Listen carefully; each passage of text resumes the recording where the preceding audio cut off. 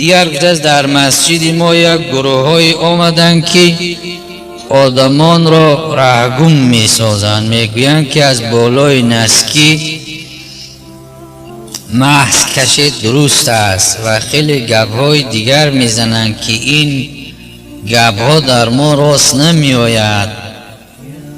اینها کدام مذهبن؟ التماس فهمونید. خب البته که امروز این تاجیکستان عزیز ما، البته که هر گروه و هر فرقه و هم آمده، یهود هم آمده، نصرانی هم تبلیغات نصرانی شکل کرده است، بتپرست هم تیکواندا و آمده در همینجا کراته درس داده است، بتپرستیش پیش برده است، شیعه هم آمده است، مثلا هر مذهب و گروه آمده ایستاده است.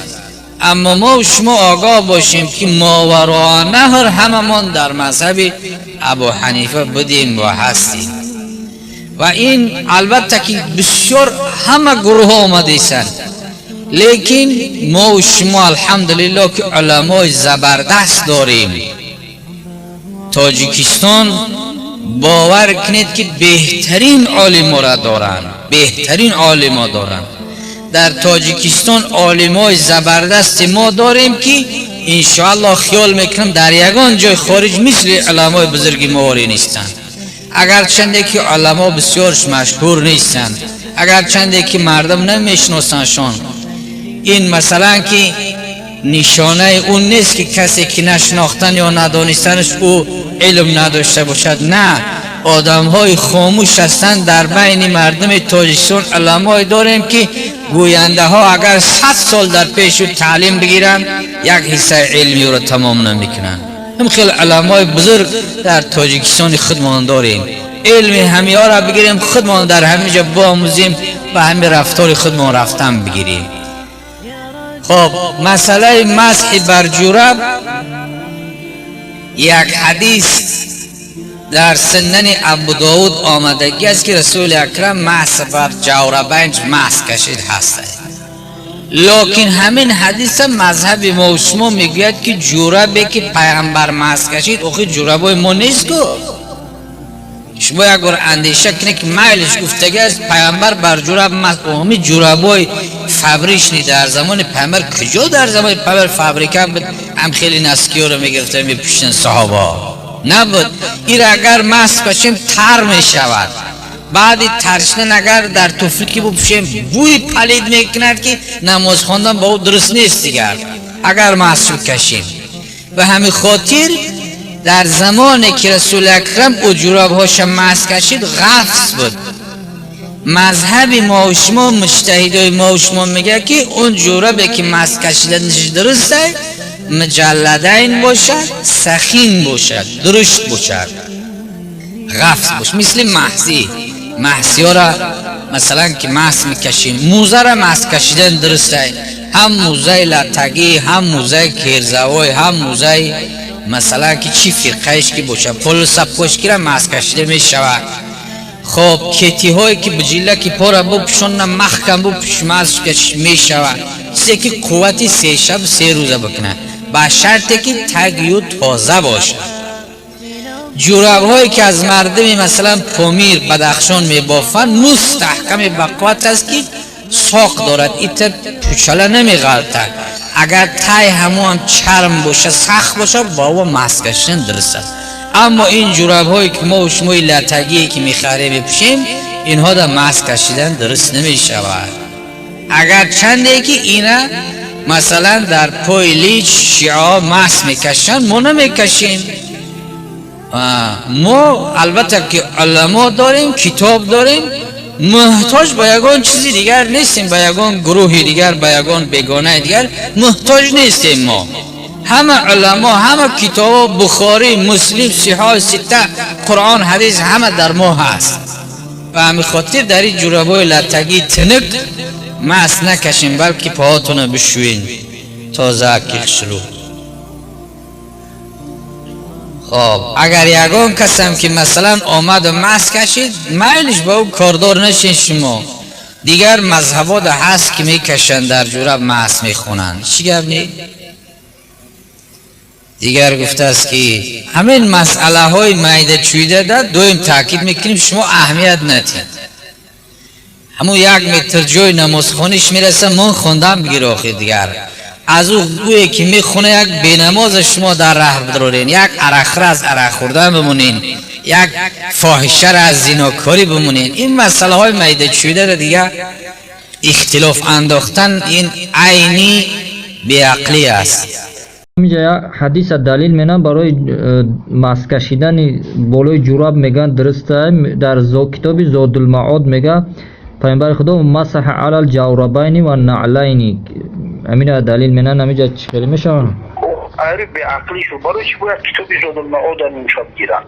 یه حدیث در جامع السنن امام ترمذی اومده گیه، در سنن ابو داود اومده گیه. آره ابو داود ضعیفه میگه. که عبدالرحمن ابن مهدی یکی از علمای علم جرح تعدیل گفته است که حدیثی ضعیفه منکره. ترمذی تحسینش کرده است، حسن صحیحش گفته است ترمذی. بله انا در سریه که 6 حدیثی که در علم جرح تعدیل از ترمذی بالا میشتن حدیث قبول ندارن، حدیث منکر گفته گیه. فهمو از جمله من عبدالرحمن ابن مهدی، از جمله علی ابن مدینی استاد امام بخاری، از جمله امام مسلم حتی گفته است لا نترک ظاهر القرآن بمثل قول فلان و فلان. ظاهر قرآن که انا شستن پواس با گفتن فلان و فلان گفته به نقصه به نظر داره. یکیش انا حوزیل ابن شرحبیل، یکیش والله علم عبدالرحمن ابن سروان. همین ده شخص نزد بخاری و مسلم ضعیفن، قبول شدن میکنن یا را متکلم فیه میگن. انا از جمله احمد ابن حنبل همین حدیث منکر گفته گیه. اندرستی؟ فهمو ایو هر کدومش در تنهایی است. ترمذی بالا میستن در علم جرح تعدیل. اینا که یحیی ابن معین، سعید ابن معین قطان، ایو همش علمو اساسگرای علم جرح تعدیل اسلام ایو بخواترن. اما همین خاطر از جایی که قبول کردن کن حدیث ترمذی را میگه قبول شم کنیم با شرط ها قبولش میکنیم. ترمذی به چرا چند وقت حدیث میاره میگه که قول العلماء در تایم حدیث خودش گفته است بیچاره قول العلماء جوز المسح علی الجوربین اذا کانا فخیمین. علما میگن که جویز از مسح در بالای جورب به شرطی که سخیم باشه، یعنی غوص باشه، یعنی ستبر باشه، یعنی شرط های خوب داشته باشه. او که ایرو بی عقلی و بی فراستی و ای حساب بیرمی بی سعودی ملوهای ما استفاده تعریف نمیدوزن. باشه اگر حجت دلیل ندارن. فهمو جزاکم الله خیرا دوما. سلام علیکم و رحمت الله. و علیکم السلام و رحمت. یکمین سوالی که در همین افیرای پیشتری شما در بالای همین زمستان و از بالای نسکی غوث ماسک کشیدن ممکن گفته بودید. اگر مثال لازم من خانه تولد کرده برام همون پایپاق غوث پشته بالای همون رنگ ماسی ماسک کشیدن جایز است یا نه در دوام میروز؟ خب در این باره ما برآمد داشتیم. خب عموما مسئله ماسک کشیدن به جورب ها در تمام مذهب ها هست، فقط اختلاف آنها در صفت جورب ها هست، یعنی صفتش چه خیلی است. مثلا در مذهب امام ابو حنیفه رحمت الله علیه و شافعی و مالک میگفتند که باید تگش اقلا جلد باشد، یعنی در جورب های زمان قدیم تگش جلد بود میگن. و بعضی از علما دو شرط ماندن، شرط هاشون فقط فرق میکنن، رنگ پای معلوم نشود و آب نگذرد گفتن. و بعضی ها شرط ماندن که راه گشته شود. خلاصه در شرط های جورب اختلاف نظر هست، لیکن خود ماسک کشیدن به جورب ثابت هست، صحابه ها میکشیدند. فقط خلاف چه خیلی که گفتیم در صفت جورب است و این مسئله ها مسئله های فقهی هست، مسئله هایی که خلاف در این سائغ هست، یعنی خلاف هیچ گپی ندارد در این چیز. هر کی هر چی فهمید بعضی صحابه ها باید مثل مسیتگش چرم باشد، بعضی علما گفتند، و بعضی علما گفتند که مقصد شریعت از اجازه دادن به مس کشیدن به جورب و مسیحا، این اصلا به مقاصد شریعت درست میگیرد که الله تعالی میگه که وما جعل علیکم فی الدین من حرج ملت ابیکم ابراهیم.